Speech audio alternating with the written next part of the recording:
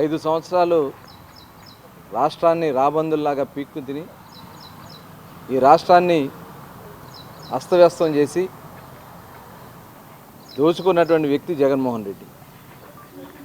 ఇవాళ ఈ రాష్ట్రంలో జరుగుతున్నటువంటి అభివృద్ధి సంక్షేమ కార్యక్రమాలు చూసి తట్టుకోలేకపోతా ఉన్నాడు.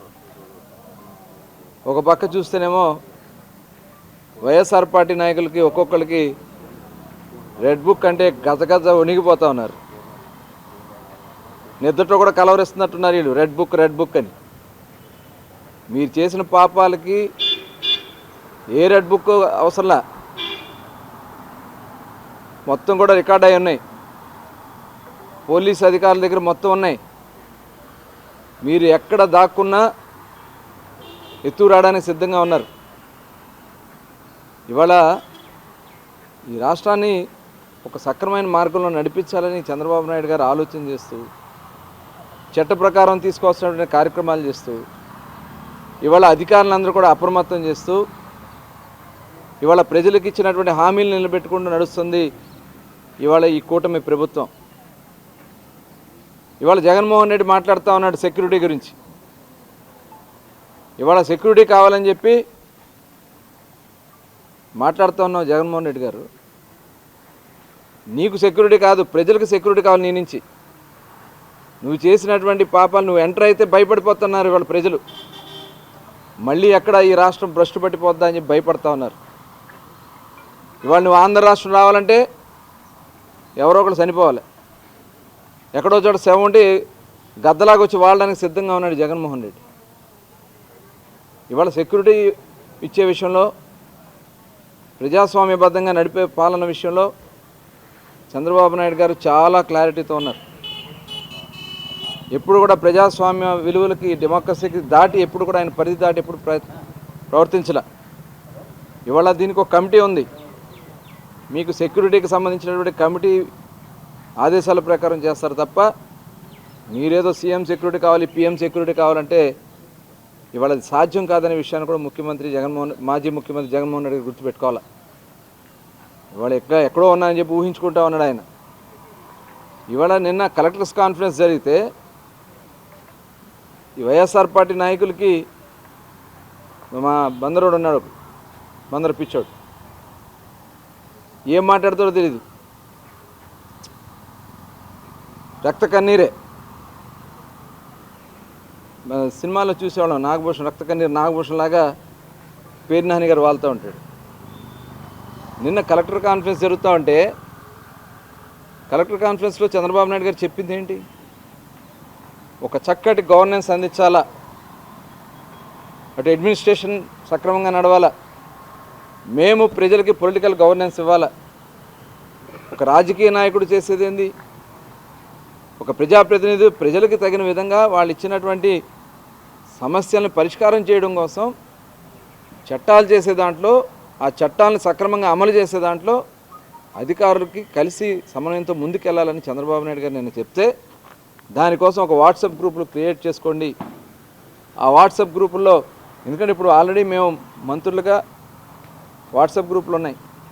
ముఖ్యమంత్రి గారు జరిగిన విషయాలన్నీ కూడా ఎప్పటికప్పుడు గ్రూప్లో మేము పెట్టుకుంటాం. దాని మీద ముఖ్యమంత్రి గారు వెంటనే స్పందిస్తూ ఉంటారు. ఈ రకంగా అధికారులందరూ కూడా ఒక వాట్సాప్ గ్రూప్ క్రియేట్ చేసుకుని ప్రజలకి చేరువగా పరిపాలన చేయమని చెప్తే ఇవాళ దాన్ని కూడా వక్రీకరిస్తూ అసలు వీళ్ళకి ఆలోచన లేవు. వీళ్ళకి ఎంతసేపు అంటే వక్రబుద్ధి. వాళ్ళకిలాగా వాట్సాప్ గ్రూపుల్ని ఏ రకంగా వాళ్ళు వాడుకుంటారో గత ప్రభుత్వంలో చూసాం కదా. ఆయన ఒక ఎంపీ గారు ఏ రకంగా దాన్ని వాడారో చూసాం. ఈ రకంగా వాటి కోసం అనుకుంటున్నారు వీళ్ళు. ఇవాళ ముఖ్యమంత్రి గారు చెప్పింది, ఇవాళ పెద్ద పెద్ద సంస్థలే వాళ్ళకు ఉన్నటువంటి మొత్తం ఎంప్లాయీస్ని ఆ గ్రూపుల్లో పెట్టుకుని అందరూ కూడా అప్రమత్తం చేసుకుంటూ ముందుకెళ్ళేది. రేపు గవర్నెన్స్ ప్రజలకు ఇచ్చే విషయంలో కూడా గ్రూప్స్ క్రియేట్ చేసుకోమని చెప్పిన దానికి తప్పుదారి పట్టిస్తూ ఉన్నారు. మేము పొలిటికల్ గవర్నెన్స్ ఇవ్వబోతా ఉన్నాం ప్రజలకి కావాల్సినటువంటి పరిపాలన అందించడానికి మేము సిద్ధంగా ఉన్నాం ఇవాళ. ఎందుకంటే ప్రజా సమస్యలు తెలుసుకోగలిగింది ప్రజాప్రతినిధులకు తెలుస్తుంది. గ్రౌండ్ లెవెల్లో వాళ్ళు ఉంటారు. కొన్ని అధికారుల దృష్టికి వెళ్ళే సమస్యలు ఉండవు. అప్పుడు ఆ సమస్యలు వారి దృష్టికి తీసుకెళ్ళి వాటిని పరిష్కారం చేసే దాంట్లో ప్రజాప్రతినిధులు కీలక పాత్ర తీసుకుంటారు. దాన్ని కూడా మీరు వక్రీకరిస్తూ ఉన్నారు. మీకులాగా భయపెట్టి వాళ్ళని నిజంగా అధికారులు కూడా స్వేచ్ఛగా లేరు 5 సంవత్సరాలు. ఇవాళ స్వేచ్ఛగా వాళ్ళందరూ కూడా ముందుకు వస్తూ ఉన్నారు. ఇవాళ పేరు నాని గారు చెప్తా ఉన్నా, నీకు రెడ్ బుక్ ఆ పవర్ ఏంటో నీకు అర్థమైనట్టుంది. ఎవరో మాజీ డీజీపీ ఉన్నారు, ఇంకెవరో అధికారులు ఉన్నారు, పిచ్చి పిచ్చి మాటలు మాట్లాడుతున్నాం. మీరు తప్పు చేయనప్పుడు మీకు ఎందుకు భయం? పార్టీ ఆఫీస్ మీదకి వచ్చి దాడి చేస్తే దాని మీద నువ్వు మాట్లాడుతూ ఉన్నావు. వంశీ గారంట ఆత్మరక్షణ కోసం చేశాయంట, ప్రాణరక్షణ కోసం. ఇవాళ వీళ్ళందరినీ దాచింది నువ్వేనా? కొడాలి నాని, వంశీ పారిపోయారు. నువ్వేమో బందర్లో ఉన్నానంటే నీకు గజగజ వణికిపోతా ఉన్నావు. ఇక్కడికి వచ్చి ఒక ప్రెస్ మీట్ పెడితే అక్కడక్కడ చీకట్లో తిరిగి వెళ్ళిపోవాలని చూస్తూ ఉన్నావు. నీ పాపాలన్నీ కూడా పండుతున్నాయి.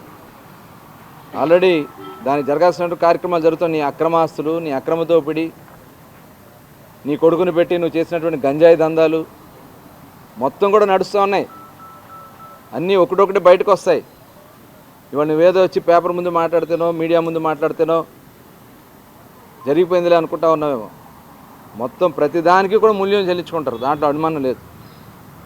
ఇవాళ గౌరవ ముఖ్యమంత్రి గారు నిజంగా మీరు చేసినటువంటి పాపాలు చూస్తే అక్రమంగా మా అందరి మీద కేసులు కట్టించారు. మీరందరూ ప్రజలందరూ గమనించారు కాబట్టి మిమ్మల్ని చిత్తుగా ఓడగొట్టారు.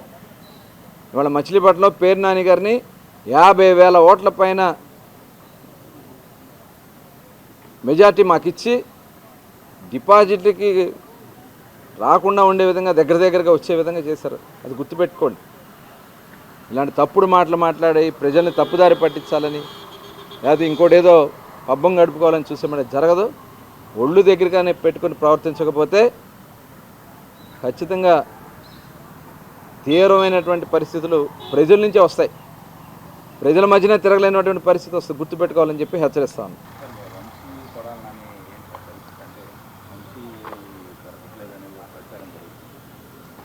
అది వాళ్ళకి ఏంటంటే ఎలక్షన్ అయిన రిజల్ట్ వచ్చిన రోజే పారిపోయారు. వాళ్ళు ఓ పక్క కౌంటింగ్ జరుగుతూ ఉంటేనే పారిపోయారు. ఎందుకంటే వాళ్ళు చేసిన పాపాలు వాళ్ళకి తెలుసు. వాటి వల్ల ప్రజల నుంచి ఇప్పుడు ఎవరో రెడ్ బుక్ అవసరంలా. నిజంగా వీళ్ళకి దమ్ము ధైర్యం ఉంటే రోడ్డు మీద నడిచి వెళ్ళమనండి.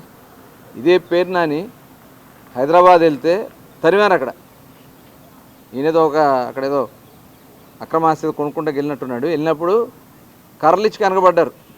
భయపడిపోయి కార్ల మీద పారిపోయి పొజగెత్తుకుంటూ వచ్చాడు. ఇవాళ అదే పరిస్థితి. ఎక్కడికి వెళ్ళినా ప్రజలు తిరగబడి కొట్టడానికి సిద్ధంగా ఉన్నారు. మీ ప్రవర్తనలో మార్పు రాకపోతే ఆంధ్ర రాష్ట్రంలో కూడా మీరు అడుగు పెట్టలేరు.